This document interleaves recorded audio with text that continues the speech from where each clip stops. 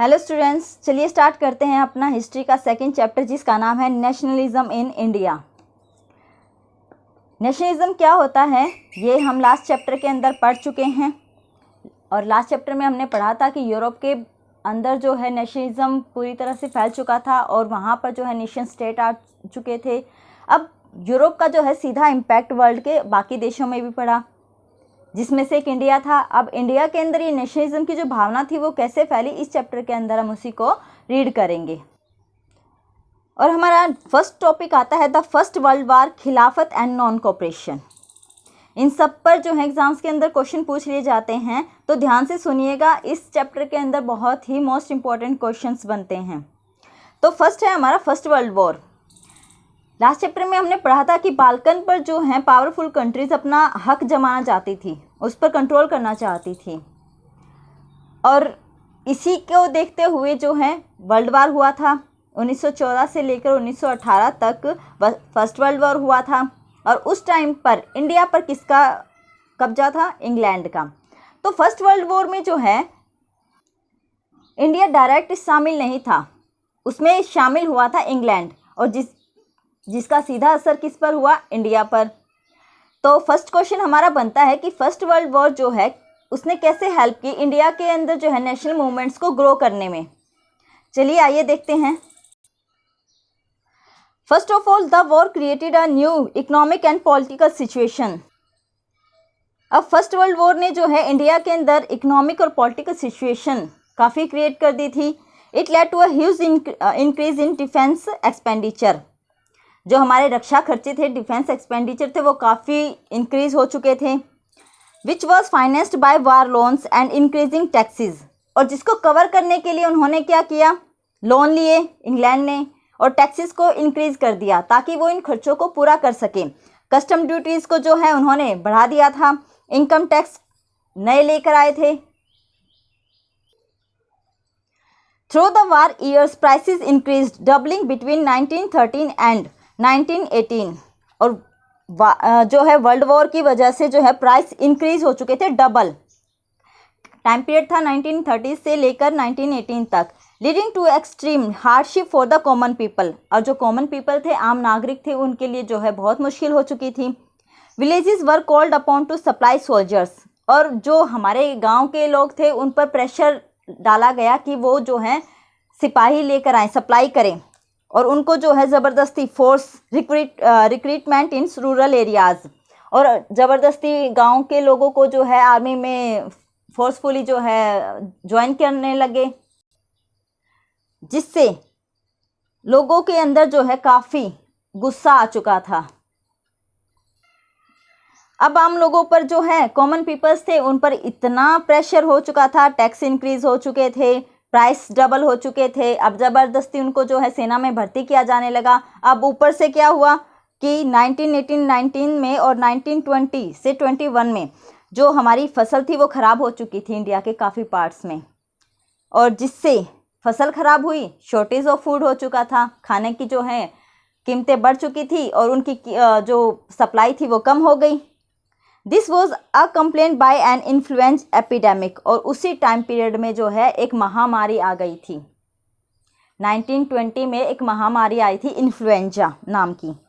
जैसे कि अभी जो है कोरोना की महामारी आई हुई है 100 साल बाद, आप लोगों को पता होगा कि 100 साल बाद एक महामारी ज़रूर आती है। एक 1720 में आई थी, एक 1820 में आई थी, एक 1920 में आई थी, और एक जो है 2020 में हमारे कोरोना आया महामारी।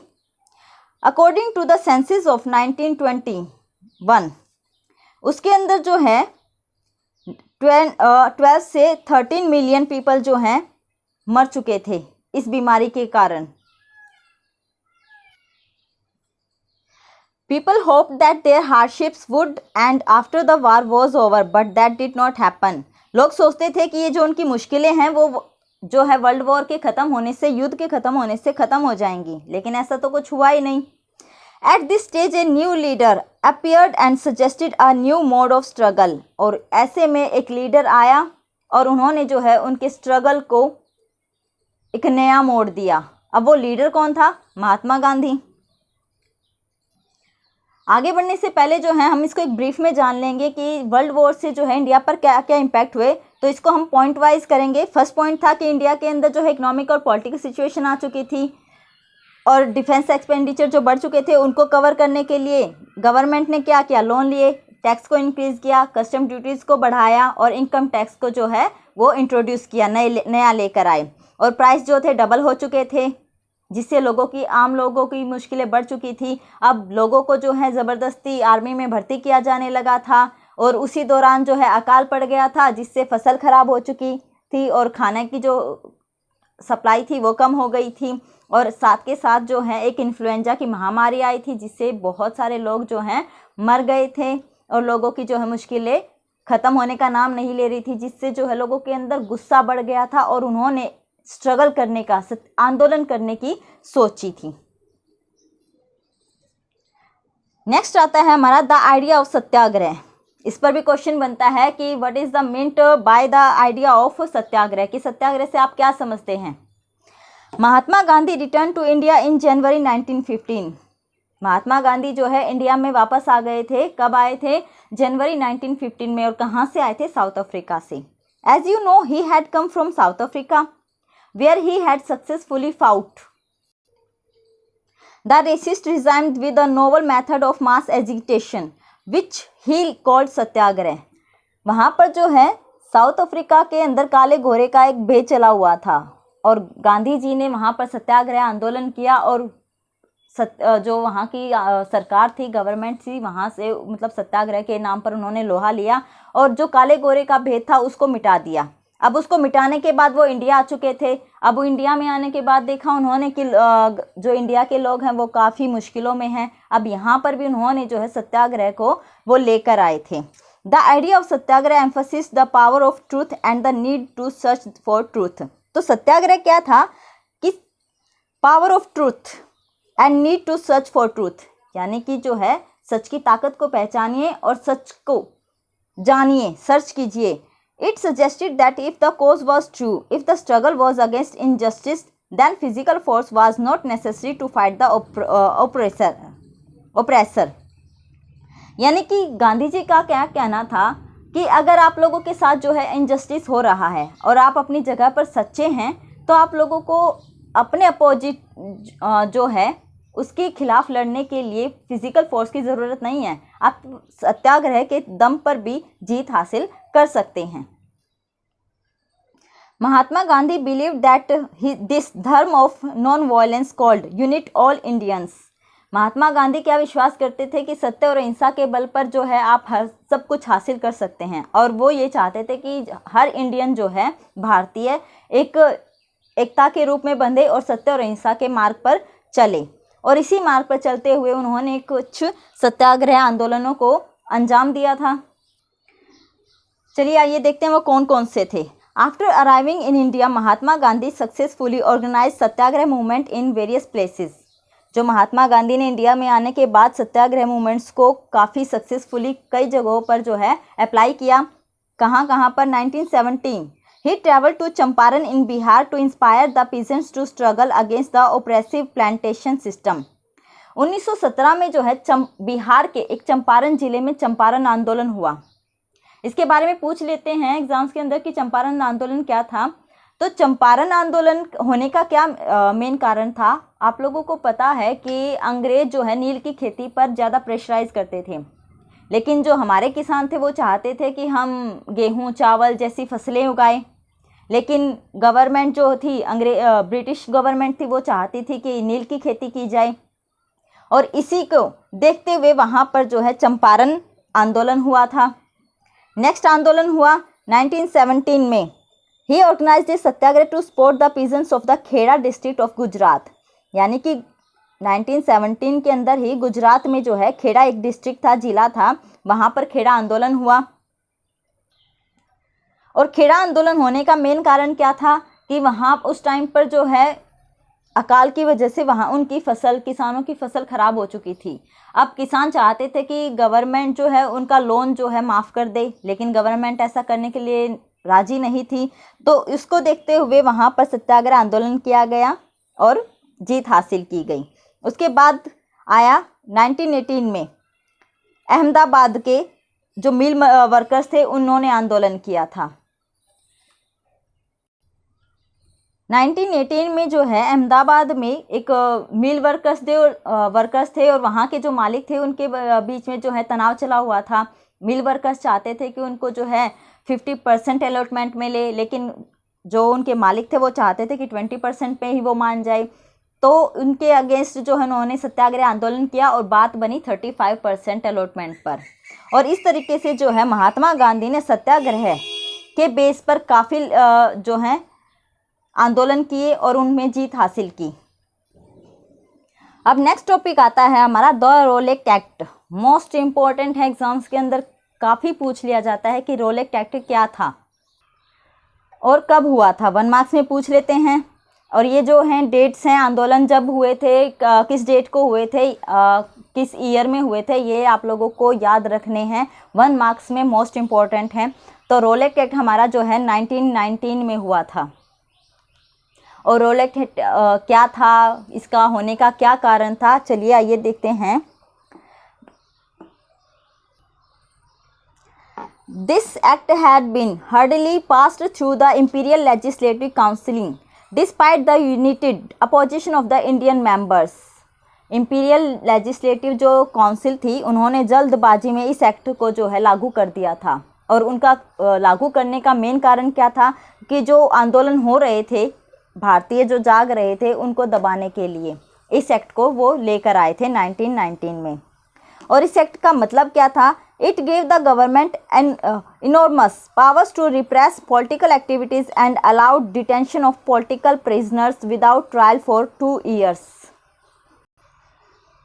यानी अगर गवर्नमेंट को लगता है कि कोई आंदोलन उनके खिलाफ हो रहा है या किसी भी आदमी पर उनको शक होता था, तो शक के बिना मुकदमा चलाए, बिना कोर्ट में ले जाए, बिना मुकदमा चलाए, केस किए 2 साल तक उनको अंदर डाल दिया जाएगा। और महात्मा गांधी जो हैं चाहते थे कि सत्य और अहिंसा के दम पर जो है इस लॉ के खिलाफ आंदोलन करे और उन्होंने हड़ताल स्टार्ट की 6 अप्रैल को। तो रोलेट एक्ट कब स्टार्ट हुआ? 1919 में। और उसका स्टार्ट किसने किया था? इंपीरियल लेजिस्लेटिव काउंसिल ने। कारण क्या था? ताकि जो गवर्नमेंट के खिलाफ आंदोलन हो रहे थे उसको दबाने के लिए। और इसका क्या कारण था कि वो जो एक्ट जो हुआ था उसका क्या रीज़न था? जो पॉलिटिकल एक्टिविटीज़ थी वो शक के आधार पर उनको लगता था कि कोई आंदोलन जो है क्रांतिकारी उनके खिलाफ है, तो उसको बिना मुकदमा चलाए सीधा जेल में डाल दिया जाएगा, उस पर कोई मुकदमा नहीं चलाएगा 2 साल के लिए। और रोलेट एक्ट के खिलाफ जो है रैलीज थी जो उनको ऑर्गेनाइज किया गया वेरियस सिटीज़ के अंदर। अब वर्कर्स थे, उन्होंने स्ट्राइक कर दी। रेलवे वर्कशॉप के अंदर जो दुकानें थी उनको क्लोज कर दिया गया। British administration decided to clamp down on nationalist. अब जो ब्रिटिश गवर्नमेंट थी उन्होंने ज़बरदस्ती जो है इस आंदोलन को दबाने की कोशिश की। लोकल लीडर्स थे उनको जो है पकड़कर जेल में डाल दिया गया। और महात्मा गांधी जो थे उनको दिल्ली के अंदर एंट्री करने में बैन कर दिया गया। और 10 अप्रैल को जो है पुलिस ने अमृतसर के अंदर शांतिपूर्ण जो प्रोसेशन चल रहा था उस पर फायर किए गए, अटैक किए गए। बैंक्स 2 लोगों ने क्या कर दिया? बैंक पर अटैक कर दिया, पोस्ट ऑफिस पर, रेलवे स्टेशन पर अटैक कर दिया। और शहर के अंदर जो है मार्शल लॉ जो है लेकर आए। और जिसकी बागडोर थी, कमांड थी, वो किसको दी गई? जनरल डायर को। तो ये था हमारा रोलेट एक्ट। आई होप आप लोगों को समझ आ गया होगा। चलिए ब्रीफ में देख लेते हैं कि रोलेट एक्ट क्या था। आप लोगों एग्जाम के अंदर पूछ लें तो क्या लिखेंगे? रोलेट एक्ट जो था 1919 में हुआ था। इसको शुरू किसने किया था? इंपीरियल लेजिस्लेटिव काउंसिल के थ्रू किया गया था, ताकि वो इंडियन मेंबर्स को जो हैं दबा सके, जो मूवमेंट्स हो रही हैं उनको आगे बढ़ने ना दें। और इसका मेन कारण क्या था कि शक के आधार पर बिना मुकदमा चलाए लोगों को जो है 2 साल के लिए जेल में डाल दिया जाएगा। और इसके अगेंस्ट हड़तालें की गई, रैलियां शुरू की गई, वर्कशॉप को बंद कर दिया गया, दुकानें बंद कर दी गई और गवर्नमेंट ने क्या किया, इसके खिलाफ इसको दबाने के लिए लोकल लीडर्स को जो है जेल में डाल दिया गया। महात्मा गांधी के दिल्ली जाने पर बैन कर दिया गया और जो पीसफुल प्रोसेशन हो रहा था उस पर फायर किया गया, जिसके अगेंस्ट लोगों ने क्या किया, बैंक्स पर अटैक कर दिया, पोस्ट ऑफिस पर अटैक कर दिया और शहर के अंदर जो है मार्शल लॉ लागू हुआ और कमांड दी गई जनरल डायर को। अब आता है हमारा जलियांवाला बाग हत्याकांड जो हुआ था, इंसिडेंट हुआ था, उसके बारे में। तो ये भी इम्पोर्टेंट है, आप लोगों ने बहुत बार सुना भी होगा जलियांवाला बाग के बारे में, जो कब हुआ था 13 अप्रैल 1919 को। उस टाइम पर जो है बैसाखी का त्यौहार आता है। आप लोगों को पता है 13 अप्रैल को जो है बैसाखी का त्यौहार था और लोग जो थे गाँव से शहर में आए थे इस फेस्टिवल को सेलिब्रेट करने के लिए। Others had come to attend the annual Baisakhi fair. Baisakhi का फेयर था जलियांवाला बाग में जो है उसको अटेंड करने के लिए आए थे। Being from outside the city, शहर के बाहर से आए थे। Many villagers were unaware of the martial laws that had been imposed. जो वहाँ पर मार्शल लॉ लागू हो गया था, जो बाहर से आए थे उन लोगों को पता ही नहीं था। डायर एंटर द एरिया, जो जनरल डायर था वो वहाँ पर आया। ब्लॉक द एग्जिट पॉइंट, जो बाहर निकलने के रास्ते थे उनको उसने ब्लॉक कर दिया, बंद कर दिया। And open fire on the crowd, और जो भीड़ थी उस पर खुलेआम जो है गोलियां चला दी गई। किलिंग 100, बहुत सारे लोग जो हैं सैकड़ों लोग जो हैं मारे गए। His object as he declared later was to produce a moral effect to create in the minds of satyagrahis feelings to of terror and awe. यानी कि उसका जो जनरल डायर था उसका ये क्या कारण था कि उसने ये गोलियां चलवाई, ताकि जो सत्याग्रही थे, जो लोगों के अंदर है, उनके डर पैदा करना था।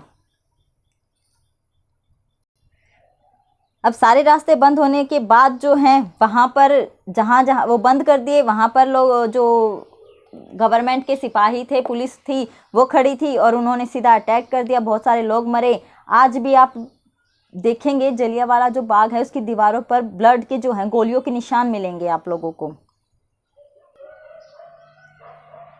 At the news of Jallianwala Bagh spread, जैसे ही जलियांवाला बाग की जो न्यूज़ थी वो फैली, crowds to the streets in many north Indian towns, लोगों के अंदर जो हैं वो सड़कों पर आ चुके थे। देयर वर स्ट्राइक्स, उन्होंने स्ट्राइक कर दी।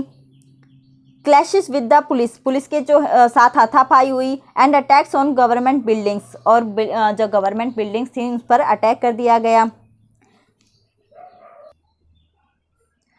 सिंग वॉयलेंस स्प्रेड, और हर तरफ जो है हिंसा फैल चुकी थी, वॉयलेंस फैल चुका था। और महात्मा गांधी जो है सत्य और अहिंसा पर बल देते थे, तो उन्होंने इस वॉयलेंस को रोकने के लिए इस मूवमेंट को वापस ले लिया था। Mahatma Gandhi called off the movement, उन्होंने उस मूवमेंट को वापस ले लिया। While the Rowlatt Satyagraha had been a widespread movement, it was still limited mostly to cities and towns. जो रोलेट के खिलाफ सत्याग्रह किया गया था वो मोस्टली जो है शहरों तक ही सीमित था। Mahatma Gandhi now felt to the need to launch a more broad based movement in India, लेकिन महात्मा गांधी चाहते थे कि जो आंदोलन है वो पूरे इंडिया के अंदर हर एरिया में फैले।